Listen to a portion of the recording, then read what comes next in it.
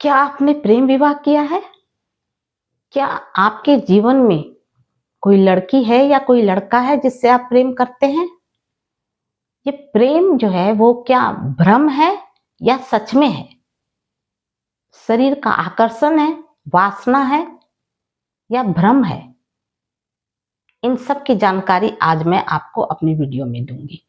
तो ये भी देखना पड़ेगा कि प्रेम विवाह के योग हैं या नहीं, प्रेम विवाह में परिणत होगा या नहीं होगा, क्या प्रेम सत्य है या धोखा है, जो सामने वाला आपके साथ कर रहा है वो सत्य प्रेम है या धोखा कर रहा है आपके साथ।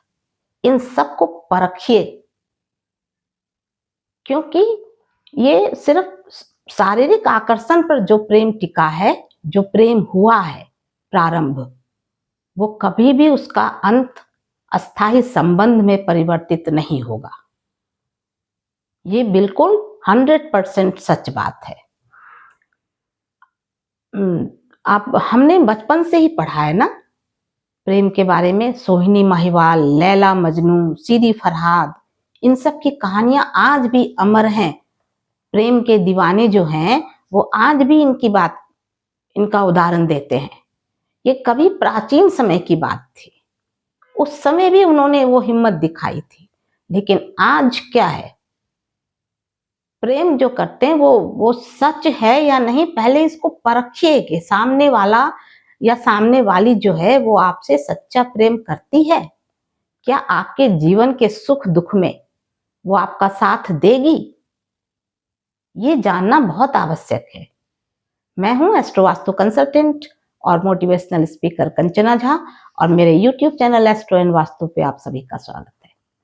देखिए, एक बहुत ही मशहूर पंक्तियां हैं किसी कवि की, कि प्रेमिका कह रही है कागा से, कागा सब तन खाइयो कि चुन चुन खाइयो मांस, पर दो नैना मत खाइयो जिनमें पिया मिलन की आस। यानी मरने के बाद भी वह कह रही है, मरी हुई आंखों से भी मैं अपने प्रियतम को देखना चाहती हूँ। तो पूरे शरीर को खा लो पर मेरी आंखों को मत खाना। इसे ये प्रेम के उदाहरण है, ठीक है ना। अब देखिए, सूरदास ने श्री कृष्ण के सौंदर्य के, उनके रूप की ऐसी रचना की है, ऐसे दोहे लिखे हैं, ऐसा लिखा है कि लगता ही नहीं है कोई नेत्रहीन व्यक्ति ने उनके सौंदर्य का ऐसा बखान किया है। उनके दोहे जब आप पढ़ेंगे ना तो आपको विश्वास ही नहीं होगा कि सूरदास नेत्रहीन थे। उद्धव ने भी कहा था कि तुम कौन सा ज्ञान देते हो गोपियों को, मैं जा रहा हूं वृंदावन में, गोपियों को ज्ञान दूंगा, बताऊंगा, वैराग सिखाऊंगा। लेकिन जब वो उद्धव वृंदावन गए तो उन्होंने जो वहां के ग्रामवासियों, गोपियों और पेड़ पौधों, गायों, इन सब की जो अवस्था देखी, तो वो क्या ज्ञान देंगे, उन्हें ही ज्ञान मिल गया। उनका ज्ञान जो था, जो बांचने गए थे वो धरा का धरा रह गया। और गोपियों ने क्या कहा कि ये तो प्रेम की बात है उद्धव, बंदगी तेरे बस की नहीं है ना। तो प्रेम को मजाक नहीं बनाइए, आज के समय में ये मजाक ही बन गया है। सबसे पहले तो आप ये देखिए कि प्रेम क्या है, पीपल के पौधे की तरह है, कहीं भी उगाता है, किसी भी दीवार में, किसी भी कोने में, किसी भी पुराने खंडहर में। तो प्रेम न जाति देखता है, न संप्रदाय देखता है, न राष्ट्रवाद देखता है, न कुछ और देखता है, जो सच्चा प्रेम होता है। लेकिन अगर कच्ची उम्र में प्रेम हुआ है तो वो क्या है, सिर्फ आकर्षण और कुछ भी नहीं, सिर्फ वासना। अगर शरीर को किसी ने चाहा पहले तो वो सिर्फ वासना है, और कच्ची उम्र का प्रेम तो सिर्फ आकर्षण है और कुछ भी नहीं है। तो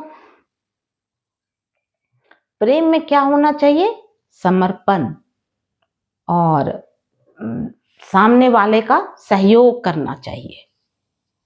सम्मान होना चाहिए, जिम्मेदारी निभाने की आप में हिम्मत होनी चाहिए। सुख दुख और जीवन के झंझावातों को, कठिनाइयों को एक साथ मिलकर झेलने की क्षमता होनी चाहिए। ऐसा तो नहीं है ना कि प्रेम आपने बस यूं ही किया टाइम पास के लिए। टाइम पास करने वालों का प्रेम तो कभी निभेगा ही नहीं। और आजकल तो कुछ समझ ही नहीं आता कि क्या है ये। प्रेम को वासना से बहुत दूर है प्रेम, वरना सूरदास ने कृष्ण की वो नहीं की होती, उनको भी तो प्रेम था। अब मीरा ने कृष्ण जी से प्रेम किया, कृष्ण जी ने राधा से प्रेम किया, लेकिन कोई किसी को मिल नहीं पाया। मगर वो प्रेम ऐसा था कि अमर हो गया, क्योंकि उसमें वासना नहीं थी ना।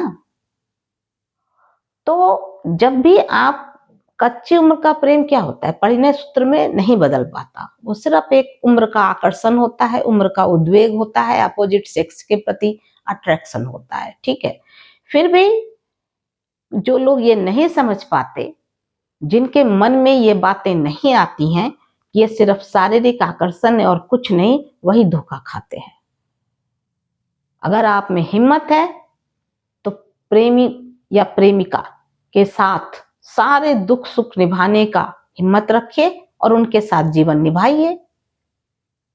हमारी कुंडली में, जन्म पत्रिका में शुक्र और चंद्र, ये 2 और पंचम भाव, 5th हाउस, ये तीनों प्रेम के कारक ग्रह हैं। शुक्र सौंदर्य का, आकर्षण का, विलासिता का कारक है और चंद्र हमारे मन की भावनाओं को व्यक्त करता है। तो अगर चंद्र खराब है, नीच का है या गलत हाउस में बैठा है, तो कभी भी आप में भावनाएं नहीं आएंगी, सिर्फ आपको आकर्षण होगा।